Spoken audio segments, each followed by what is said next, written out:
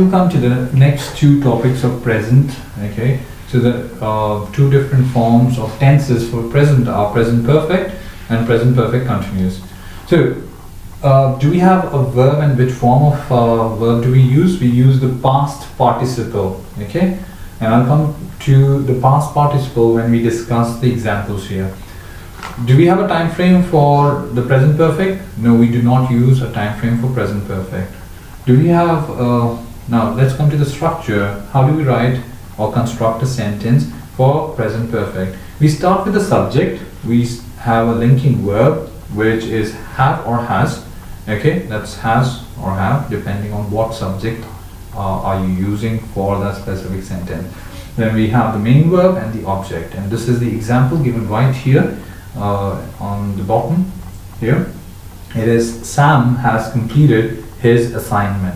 So Sam is the subject, has is the linking verb, completed is the third form of your verb, which is called the past participle form. Okay, complete, completed, and completed is again, that is the third form. Okay, for example, if you're writing the word eat, the second form or the past form of the verb is ate, and the third form is eaten. So in the same way, we're using the past participle form, and this is the object.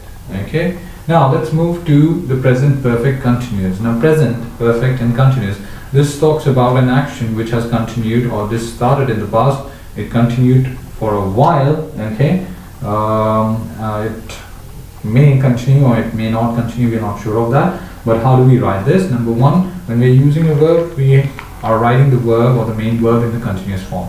Do we have a time frame to this? We do not have a specific time frame. We do not write a time frame here, but there is a different way of writing certain things. It can give you the start, or when did that action start, or probably also tells you about the duration of that action, existence of that action, or existence of that event, for what duration has that existed. That's what I mean.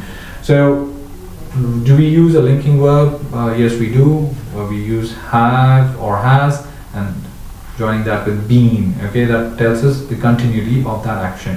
So structure is written as subject plus has or have been plus your verb in the continuous form ending with ing. Then you have the object. That's an example given there. Paul has been working on this project since 2010. I'm coming back to the same thing, which tells us about when did this project start. It started way back in 2010. Okay, and it's still continuing, or he has been working on this project since 2010. If you're talking about a duration, the since will be removed, and we use the word for, and we tell the number of years that project has existed, or Paul may have been working on that project for 2 years now. Okay, so this will change. So I'll give you an example. I'll use the same example here with for and telling the duration. Paul has been working on this project for 2 years now. That is the difference.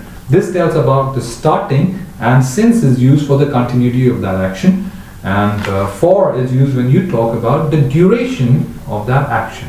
Okay, so if you have any doubts related to this, please understand perfect first. That tells us about the action which has recently ended. Okay, and this doesn't have a time frame. Even that doesn't have a time frame. So this is what you have to understand. Fine. Thank you very much.